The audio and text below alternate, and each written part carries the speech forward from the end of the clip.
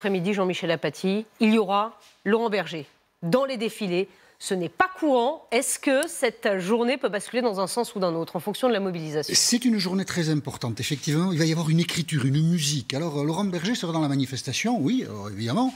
Dans quelles conditions y sera-t-il? Il faut se rappeler qu'en 1995, Nicole Notat, secrétaire nationale de la CFDT, avait été obligée de quitter le cortège des manifestants parce que les manifestants lui reprochaient d'être trop en sympathie avec le gouvernement. Et elle était partie vraiment dans des conditions...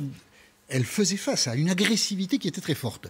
Laurent Berger risque aujourd'hui d'être aussi pris à partie parce qu'il l'a redit hier devant les députés de la majorité La République En Marche, à 99%, il soutient la réforme des retraites, du moins l'aspect systémique, pas paramétrique, pas la mesure d'âge, mais tout le reste au fond ça lui va, donc il risque d'être mal accueilli. Donc ceci peut donner une teinte à la journée particulière. Il y aura sans doute beaucoup de monde aujourd'hui.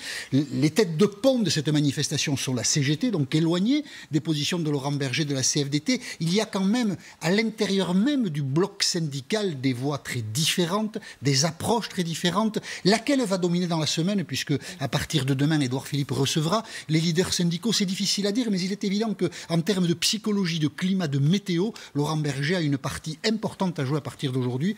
Parce que si demain, après-demain, il disait que tout compte fait, après un accord avec le Premier ministre, il soutenait la réforme des retraites, ça pourrait un peu changer le paysage. Donc on l'écoutera avec attention ce matin, évidemment, puisqu'il est ce matin sur LCI. À 8h30, effectivement, Laurent Berger qui ne défilera pas à côté de la CGT, ce sera en queue de cortège, la CGT devant les profs aussi.